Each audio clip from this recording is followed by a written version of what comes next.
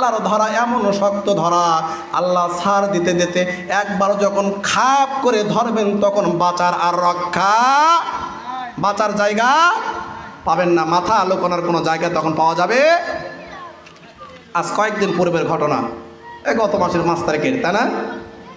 আল্লাহ ছাড় দিয়েছেন, ছাড় দিতে দিতে এমন অবস্থা সে সীমানায় পৌঁছে গেছেন, যখন দেখছে এত ছাড় দিলাম, এত নির্যাতন, এত নিপীড়ন, এত জুলুম, এত আলেমের উপর অত্যাচার, এত আয়না ঘরে অত্যাচার, এত আমার মেহমানদেরকে অত্যাচার, ছাড় দিলাম ছাড় দিলাম ছাড় দিলাম, দিতে দিতে দিতে দিতে 17টা বছর ছাড় দিয়েছে। ছাড় দেবার পরেও যখন দেখছে না সংশোধিত হয় নাই, ফিরে আসে নাই, যত দিন যায় তত আলেমের উপর নির্যাতন বাড়ে, যত দিন যায় তত মাজলুমের উপর অত্যাচার বাড়ে, সে সময় আল্লাহ এমনভাবে ধরেছেন পালানোর জায়গা পায় নাই। কথা বলেন ঠিক কিনা? আজকেও আল্লাহর জমিনে আল্লাহ সকল মানুষদেরকে ছাড় দিচ্ছেন, কিন্তু মনে রাখতে হবে আল্লাহ ছাড় দেন একেবারে ছেড়ে দেন। সুযোগ আছে, আমাদেরকে এই দুনিয়ার মধ্যে ভালো হইতে হবে। মরার পরে যদি বলি যে ভালো হব, কোনো কাজে আসবে? কোনো কাজে আসবে না। আসুন আমি আপনাদেরকে শুধু কোরআন থেকেই শোনাচ্ছিলাম, কিয়ামতের ময়দানের কথাগুলো শোনাচ্ছিলাম। আল্লাহ তাআলা সূরাতুল ফাজরের মধ্যে বলেন, একই রকম কথা সূরাতুল ফাজরের মধ্যে আল্লাহ তাআলা বলেন,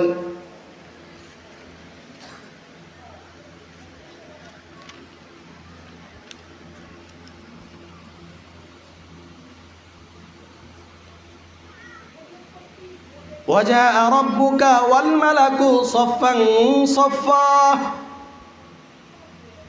সূরাতুল ফাজরের 22 নম্বর আয়াত থেকে আল্লাহ বলেন, ওয়াজা রাব্বুকা ওয়াল মালাকু সাফফান সাফফা।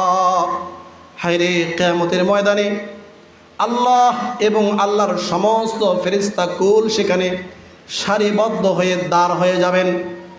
ওয়াজা রাব্বুকা ওয়াল মালাকু সাফফান সাফফা ওয়াজিআ ইয়াওমাইযিন বিজাহান্নাম। আর সেদিন আল্লাহর জাহান্নামকে মানুষের সামনে উপস্থাপন করা হবে, জাহান্নামকে সামনে নিয়ে আসা হবে।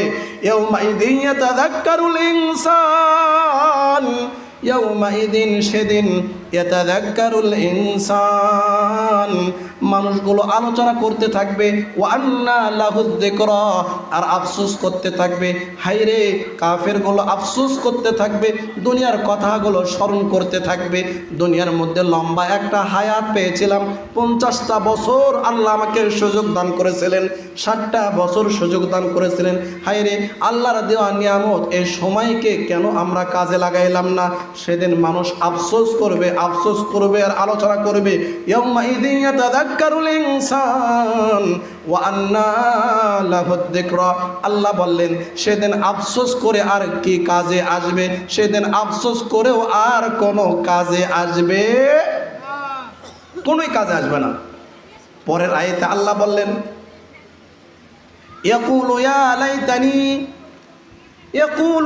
লাইতানি, সেদিন কিছু সংখ্যক মানুষ আফসোস করবে, ইয়াকুলু ইয়া লাইতানি কদ্দামতু লিহায়াতি, হায়রে আমার জীবদ্দশায়, কদ্দামতু লিহায়াতি, আমার জীবদ্দশায় দুনিয়ার জীবনে যদি আমি কোনো সৎ কাজ সম্পাদিত করতাম, ভালো কাজ সম্পাদিত করতাম, নেক কাজ করতাম, তাহলে কতই না ভালো হতো, মানুষগুলো আফসোস করবে। এরপরে আল্লাহ বললেন, ফায়াউমাইযিল লা ইউআযযিবু আযাবাহু আহাদ। বড় কঠিন কথা। আল্লাহ বললেন ফায়াউমাইযিন, সেই দিন লা ইউআযযিবু আযাবাহু আহাদ, আল্লাহ মানুষদেরকে এমন শাস্তি দেবেন, আল্লাহর আযাব এতটা কঠিন, এতটা ভয়ঙ্কর হবে। আল্লাহ বললেন লা ইউআযযিবু আযাবাহু আহাদ, সেদিন আমার শাস্তির নাই, আমার আযাবের নাই, আর কেহ নাই আমার শাস্তির মতো কঠোর শাস্তি দিতে পারে। কেমন ভয়ঙ্কর কথা!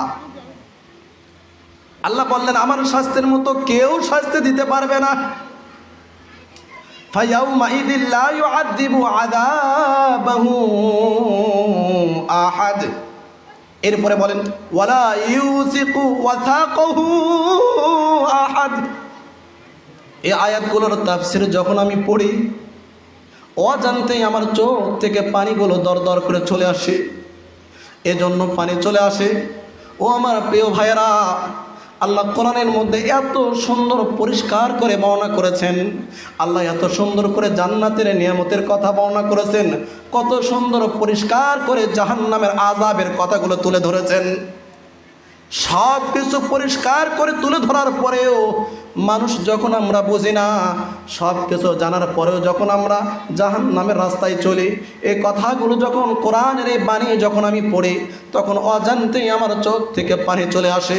আল্লাহ জান্নাতের নিয়ামতের কথা বর্ণনা করেছেন, জান্নাতের নিয়ামতের নাজ নিয়ামতের কথা যখন আমি পড়ি, এত সুন্দর আনন্দ লাগে। আল্লাহর কসম, আল্লাহর কসম, আল্লাহর কসম করে বলি, এই নিয়ামতের কথা যখন আমি পড়ি, অজান্তে আনন্দে আনন্দে আমার চোখ থেকে পানি চলে আসে। বলেন মারহাবা।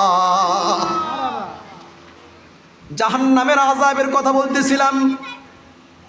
আল্লাহ বললেন, ফায়াউমাইযিল লা ইউআযযিবু আযাবাহু আহাদ।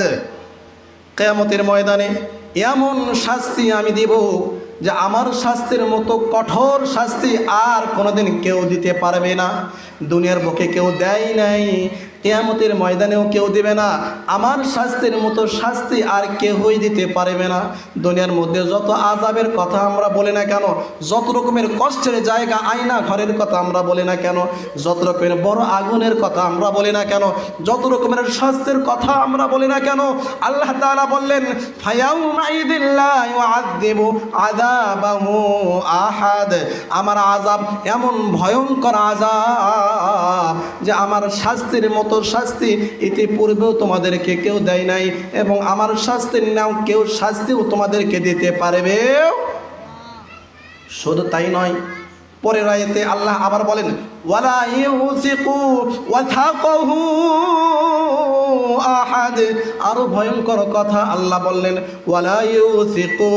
আমি সেদিন আমার কাফেরদেরকে, বেঈমানদেরকে, যেই বেঈমানদের সামনে কোরআন উপস্থাপন করা হয়েছে, রাসূলকে প্রেরণ করা হয়েছে, সুস্পষ্ট কিতাব নাজিল করা হয়েছে, মাহফিলের মাধ্যমে সত্য কথাগুলো উপস্থাপিত হয়েছে, সবগুলো জানার পরেও বেঈমানি করেছো, সব কিছু জানার পরও বুঝে শুনে বেঈমানি করেছো, এদের ব্যাপারে আল্লাহ বললেন, ওয়ালা ইউসিকু। তোমাদেরকে এমন ভাবে বাধা হবে, ওয়ালা ইউসিকু ওয়াথাকাহু আহাদ।